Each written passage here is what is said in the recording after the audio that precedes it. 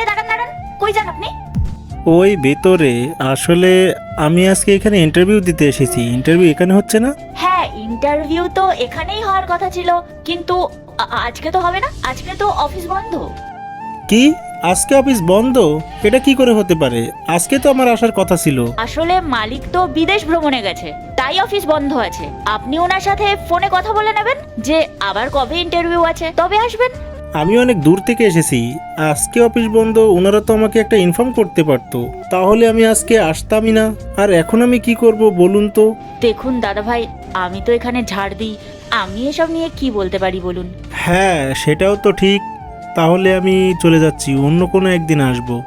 দাদা ভাই, বলছি আপনি আমাকে একটা সাহায্য করতে পারবেন? কেমন সাহায্য বলুন?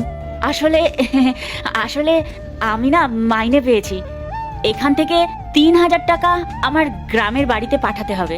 ওই যে কিভাবে পাঠায় না, অনলাইন ফনলাইনে, আমি তো ওইসব পাঠাতে পারি না, আপনি একটু পাঠিয়ে দিতে পারবেন? হ্যাঁ পারবো, দিন আমার কাছে, আমি পাঠিয়ে দিচ্ছি। আপনি কত বললেন? 3,000? হ্যাঁ কিন্তু এখানে 3500 টাকা আছে। এই নিন আপনার টাকা।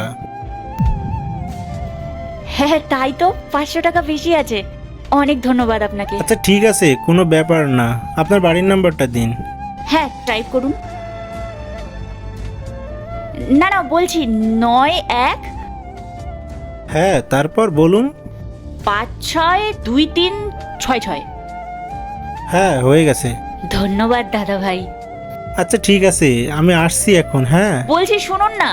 আর এরপর কি হয় সেটা দেখার আগে আজকে আমি দেখবো আপনারা কে কোন ধর্মের হয়ে এই ভিডিওটি দেখছেন। ভিডিওটি যদি ভালো লেগে থাকে অবশ্যই ভিডিওটি লাইক করে চ্যানেলটি সাবস্ক্রাইব করবেন। আর আপনি কোন ধর্মের সেটা অবশ্যই কমেন্ট বক্সে লিখে যাবেন। আপনি তো ইন্টারভিউ দিতে এসেছেন, আপনার কাছে তো অনেক ডিগ্রি আছে তাই না?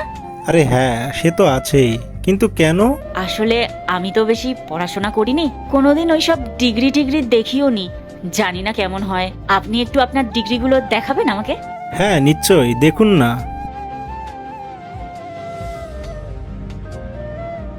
আরে বাহ! আর এরপর কি হয় সেটা দেখতে চাইলে অবশ্যই কমেন্টে পার্ট 2 লিখে যাবে।